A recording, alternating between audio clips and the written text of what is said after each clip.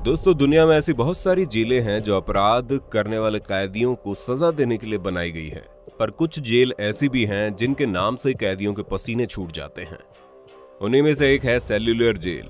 हो सकता है इस जेल का नाम सुनकर आप में से बहुत से लोग समझ गए होंगे कि हम किसकी बात कर रहे हैं। लेकिन अगर आपको अभी भी समझ में नहीं आया तो हम आपको बता दें, हम बात कर रहे हैं काला पानी जेल की। काला पानी आजादी से पहले अंग्रेजों द्वारा भारतीयों पर किए गए बेपनाह जुल्म की दर्दनाक कहानी है।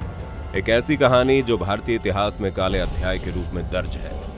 आज हम आपको अपने इस वीडियो में क्या होती है काला पानी की सजा, कैदी इसके नाम से क्यों कांपते थे, कहां ये जेल, किसने और क्यों करवाया इसका निर्माण, जैसी बहुत सी चीजों के बारे में बताने वाले हैं। तो वीडियो को बिना स्किप किए अंत तक जरूर देखना दोस्तों। चलिए और देर ना करते हुए वीडियो को स्टार्ट करते हैं। दोस्तों, सेल्यूलर जेल भारत के केंद्र शासित प्रदेश अंडमान और निकोबार द्वीप की राजधानी पोर्ट ब्लेयर में स्थित है, जिसे लोग आज काला पानी जेल के नाम से भी जानते हैं। अब आप सोच रहे होंगे आखिर इस सेल्यूलर जेल का नाम काला पानी पड़ा कैसे। तो हम आपको बता दें, इस जेल के चारों ओर सिर्फ समुद्र था। कई किलोमीटर तक जमीन का यहाँ कोई नामो निशान नहीं था, इसलिए इसे काला पानी भी कहा जाने लगा। ब्रिटिश हुकूमत ने इस जेल का इस्तेमाल आज़ादी की लड़ाई में हिस्सा लेने वाले स्वतंत्रता सेनानियों को सजा देने और कैद करने के लिए किया था। इस जेल के निर्माण का विचार ब्रिटिश हुकूमत के दिमाग में 1857 की पहली क्रांति के बाद ही आ गया था और उसके बाद उन्होंने 1896 में इस जेल का निर्माण कार्य शुरू करवा दिया। अंडमान निकोबार द्वीप के घने जंगलों को काटकर जेल के लिए जगह खाली करने का काम शुरू किया गया, लेकिन वहां पर काम करने वाले लोगों के लिए यहाँ की जलवायु, जंगलों में सांप और बिच्छू उनके लिए लगातार संकट बने रहे।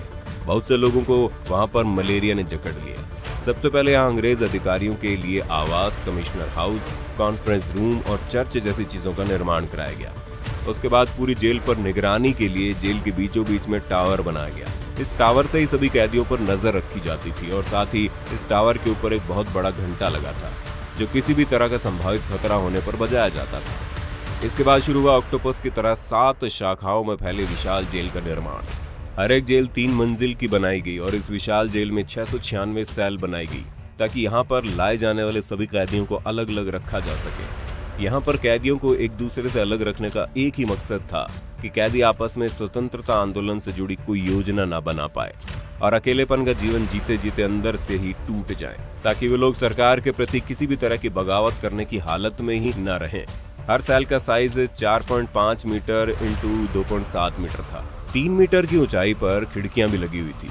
अब आप सोच रहे होंगे, इतनी सी ऊंचाई से तो कोई भी कैदी जेल से निकलकर आसानी से भाग सकता है, लेकिन ये तो हमने आपको पहले ही बता दिया था कि जेल के चारों तरफ पानी ही पानी, जिसका कारण कोई अगर भाग के जाता तो कहाँ। लेकिन इसके बावजूद भी कुछ कैदियों ने यहाँ से भागने की कोशिश की, लेकिन वो अपनी मंशा में कामयाब नहीं हो सके। इसके साथ ऐसा भी कहा जाता है कि यहाँ एक बार 200 से ज्यादा कैदियों ने भागने की कोशिश की, लेकिन उन्हें पकड़ लिया गया। कुछ ने वहाँ की खौफनाक यातनाओं को देखते हुए आत्महत्या कर ली थी, तो वहीं जेलर अधीक्षक वाकर ने जेल से भागने के जुर्म में 87 लोगों को फांसी पर लटकाने का आदेश दे दिया था। सेल्यूलर जेल के निर्माण में करीब 5,17,000 रुपए की लागत आई थी।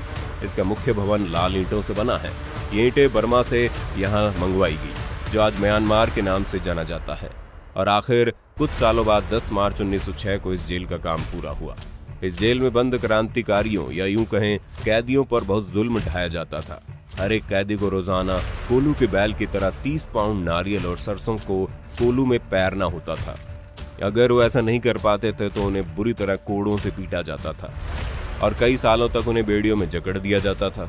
यहाँ रहने वाले कैदियों को पिसाई करने वाली मिल पर कई घंटों तक काम करवाना, कई सप्ताह तक हथकड़ी के साथ खड़े रहकर बागवानी करवाना, रस्सी बनाना, नारियल की जटा तैयार करना, कालीन बनाना, तौलिए बुनने का काम, एकांत काल कोठरी में कैद करना, साथ ही हफ्तों तक भूखा रखने और सलाखों के पीछे कैद करना। ये यातना इतनी भयानक थी कि जिसमें कैदी को मानसिक और शारीरिक तौर पर अपाहिज बना दिया जाता था। दोस्तों, ये तो बहुत ही मामूली सजा होती थी, लेकिन अब जो हम आपको बताने वाले हैं उसे सुनकर हो सकता है आपकी रूह कांप जाए। सोचिए, अगर कोई आपको घास से बनी सब्जी खिलाए तो आप क्या करेंगे। हो सकता है गुस्से में थाली फेंक दें, या कुछ और। लेकिन काला पानी में रहने वाले कैदियों के पास ये ऑप्शन भी नहीं था। क्योंकि भूखे रहने की वजह से ये घास की सब्जी उन्हें खानी ही होती थी। नमक के नाम पर बस एक चुटकी दिया जाता था। इस खाने की वजह से कई कैदियों की मौत भी हुई। इसके साथ ही उन्हें पीने के लिए जो पानी दिया जाता था उसमें कीड़े पड़े रहते थे, जिसे अगर कोई आम इंसान देख ले तो घिन ना जाए। काला पानी की जेल में कोई शौचालय नहीं बना हुआ था, इसलिए जब भी उन्हें शौच जाना होता था तो वो अपनी सेल का इस्तेमाल करते थे। वहाँ कैदियों को 2 बर्तन दिए जाते थे, जिनमें से एक का इस्तेमाल वो खाना खाने और दूसरे का इस्तेमाल शौच के लिए करते थे। जब भी वो अपनी सेल से बाहर आते थे तो उस बर्तन को साफ कर लेते थे। यहाँ तक कि कैदियों के पास सोने के लिए ना तो रजाई थी ना कंबल। उन्हें मौसम कैसा भी हो हमेशा जमीन पर ही सोना होता था। जब भी वहाँ रहने वाले किसी कैदी ने किसी चीज की मांग की तो उन्हें इतनी भयानक सजा दी जाती थी जिसकी हम और आप कल्पना भी नहीं कर सकते। लेकिन ब्रिटिश सरकार को इससे कोई फर्क नहीं पड़ता था। एक जानकारी के अनुसार काला पानी की इस जेल का प्रयोग अंग्रेज सिर्फ भारतीय कैदियों के लिए नहीं करते थे। यहाँ दूसरी जगहों के भी सेनानियों को कैद करके लाया जाता था। ब्रिटिश अधिकारियों के लिए ये जगह पसंदीदा थी क्योंकि ये द्वीप एकांत और दूर था। इस कारण आसानी से कोई आ नहीं सकता था और ना ही जा सकता था। दूसरे विश्व युद्ध के दौरान जापानी शासकों ने इस जेल पर कब्जा किया और अंग्रेजों को ही सेल्युलर जेल में बंदी बना लिया गया। 7 में से 2 शाखाओं को जापानियों ने उसी समय नष्ट कर दिया था। द्वितीय विश्व युद्ध खत्म होने के साथ ही 1945 में अंग्रेजों ने इस पर फिर से कब्जा कर लिया। काला पानी की सजा काटने वाले स्वतंत्रता सेनानियों में बटुकेश्वर दत्त, विनायक दामोदर सावरकर, बाबूराव सावरकर, सोहन सिंह, मौलाना अहमदुल्ला, मौलवी अब्दुल रहीम सादिकपुरी, मौलाना फजल हक खैराबादी, एस चंद्र चटर्जी, डॉक्टर दीवान सिंह, योगेंद्र शुक्ला, वमन राव जोशी और गोपाल भाई परमानंद जैसे कई नाम शामिल थे। सेल्युलर जेल की दीवारों पर वीर शहीदों के नाम आज भी लिखे हैं। साथ ही वहां एक संग्रहालय भी बना है जहां पर उन अस्त्रों को देखा जा सकता है जिनमें स्वतंत्रता सेनानियों पर अत्याचार किए जाते थे। भारत को आजादी मिलने के बाद इसकी 2 शाखाओं को ध्वस्त कर दिया गया था। बाकी बची 3 शाखाओं और मुख्य टावर को 1969 में राष्ट्रीय स्मारक घोषित कर दिया गया।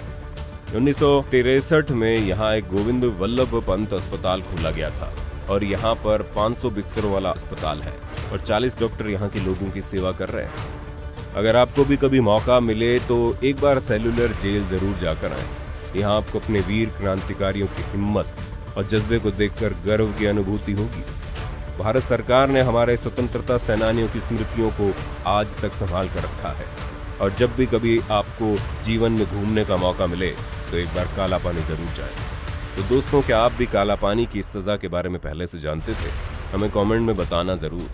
अगर आपको हमारी आज की वीडियो पसंद आए तो वीडियो को ज़्यादा से ज़्यादा लाइक करने के साथ इसे अपने दोस्तों और रिश्तेदारों के साथ शेयर करना ना भूलें। साथ ही अगर आप हमारे YouTube चैनल पर नए हैं तो चैनल को सब्सक्राइब जरूर करें। फिलहाल आज के लिए बस इतना ही। अब दीजिए इजाज़त। आपका बहुत बहुत शुक्रिया।